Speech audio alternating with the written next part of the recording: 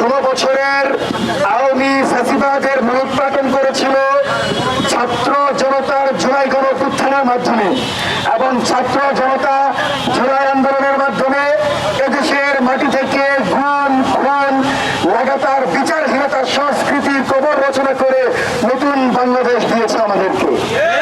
এই বাংলাদেশ পাওয়ার পেছনে শুধুমাত্র মাঠের আন্দোলন যথেষ্ট ছিল না। যে সকল ভাইয়েরা বুদ্ধি দিয়ে, কর্ম দিয়ে, গবেষণার মাধ্যমে রুটম্যাপ তৈরি করে এই আন্দোলনকে সফল করেছেন, তাদের প্রত্যেকের কথা মঞ্চ 24-এর পক্ষ থেকে আজকে আমি স্মরণ করছি, শ্রদ্ধার সাথে স্মরণ করছি। বাংলাদেশের জনগণকে দ্বিতীয়বারের মতো স্বাধীনতা দেওয়ার স্বাধীনতার প্রধান শহীদ আবু সাইদকে, যে আবু সাইদ তার বুক চেতিয়ে গুলি বুকে নেওয়ার মাধ্যমে বাংলাদেশের জনগণকে মাঠে নামতে বাধ্য করেছিল। আজকে আমরা জুলাইয়ের স্লোগান নামে যে কর্মসূচি দিয়েছি, এটি সেই কর্মসূচি যেই কর্মসূচির একটি বাক্য হাসিনার মস্তককে তছনছ করে দিয়েছিল।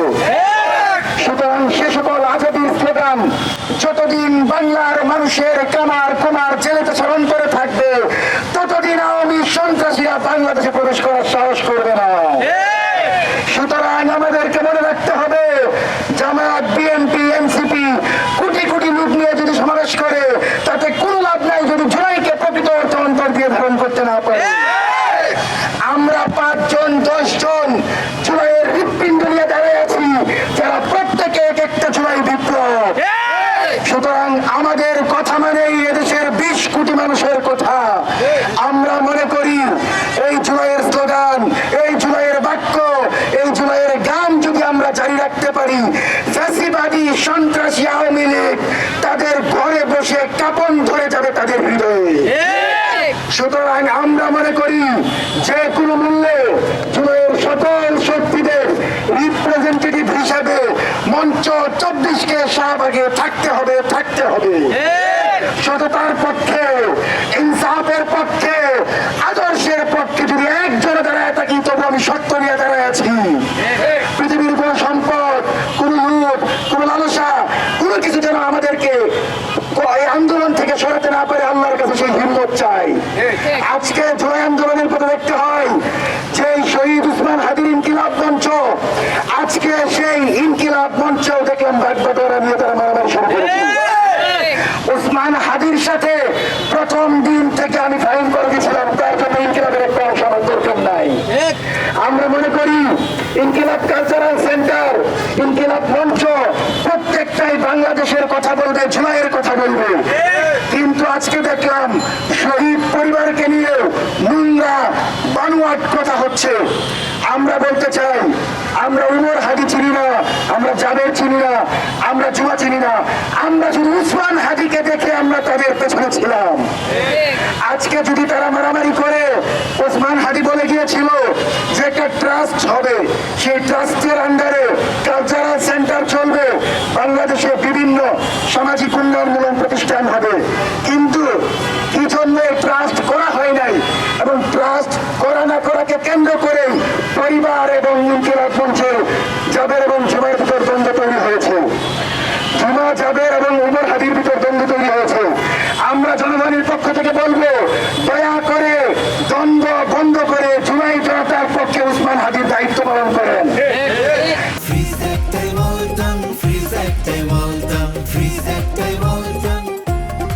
সেন্টার এটা উমর হাদিরও না, জাবেরও না, এটা উসমান হাদি ট্রাস্টের থাকবে। উসমান হাদির নামে এই সেন্টার জাবের জুমারা পরিচালনা করবে, কারণ তারাই তো উসমান হাদির পাশে ছিল। কিন্তু পরিবারকে মাইনাস করাকে আমরা কোনোভাবে সমর্থন করি না। সম্মানিত সাংবাদিক বন্ধুগণ, দ্বিতীয়ত আজকের এই প্রোগ্রাম নিয়ে বলি, দেখেন আমরা আজকে এমন একটা সময় এখানে দাঁড়িয়েছি যখন আমাদের সামনে জুলাই গণহত্যার আসামিরা প্রকাশ্যে ভিডিও বার্তা দেয়, জুলাই গণহত্যার আসামিরা প্রকাশ্যে ঘোরাফেরা করে জামিন পেয়ে যায়। আমরা তারেক রহমানকে বলবো, আপনি যদি নিজের নিরাপত্তা নিশ্চিত করতে চান, জাতীয়তাবাদী দলকে ক্ষমতায় রাখতে চান, দয়া করে সন্ত্রাসীদেরকে গ্রেফতার করে বিচারের মুখোমুখি করেন।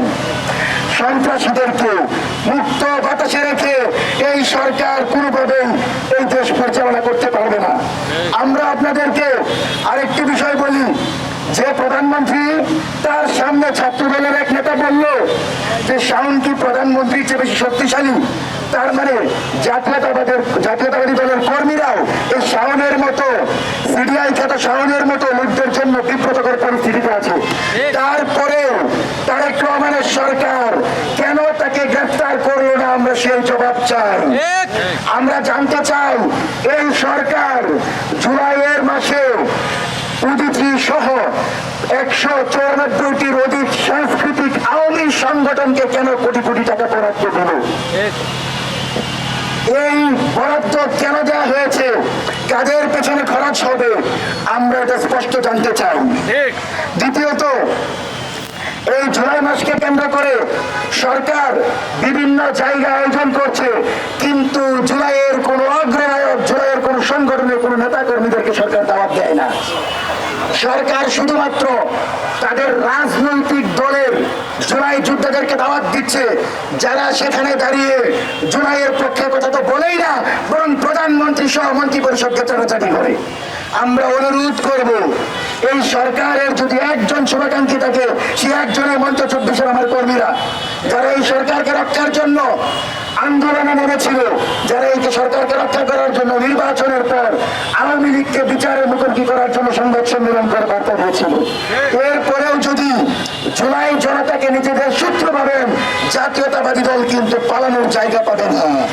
সুতরাং ওই আমাদের একজন বলেছেন, জাতীয় নেতৃবৃন্দ 11 দলের নেতা কর্নেল অলি আহমেদ বলেছেন যে প্রধানমন্ত্রী যেন ঢাকার বাহিরে না ঘুমান। আমি জানি না, হয়তো প্রধানমন্ত্রীর কোনো শঙ্কা আছেন, না জেনেও ভালোবাসা থেকে বলেছি, মাননীয় প্রধানমন্ত্রী, দয়া করে আপনি জুলাই গণহত্যার বিচার নিশ্চিত করেন, তাছাড়া কিন্তু আওয়ামী লীগ আপনাকে ছাড় দিবে না। সম্মানিত সাংবাদিক বন্ধুগণ, বর্তমানে আরেকটি আলোচিত বিষয় আমাদেরকে বলতেই হয় যে আমরা চেয়েছিলাম যে সরকার জুলাই মাসের ভিতর ওসমান হাদি হত্যাকাণ্ডের চার্জশিট দাখিল করবে। যে সরকার বারবার বলছে ওসমান হাদি হত্যাকাণ্ডের অপরাধীদেরকে ধরা হয়েছে, আইনি প্রক্রিয়া চলমান, কিন্তু এই সরকার এখনো চার্জশিট দাখিল করে না। দয়া করে ওসমান হাদি হত্যাকাণ্ড নিয়ে টাল বাহানা করবেন না, এবং হাদি হত্যাকাণ্ডকে যদি আপনি বিচারের মাধ্যমে সমাপ্ত না করেন, আগামীতে এটাকে কেন্দ্র করে বিরোধী দল মাঠে নেমে সরকারকে প্রতিপক্ষ করবে। সুতরাং সরকার বিরোধী ষড়যন্ত্র মোকাবেলায় যে কোনো মূল্যে আমাদেরকে চলমান বিষয়গুলো মীমাংসা করতে হবে।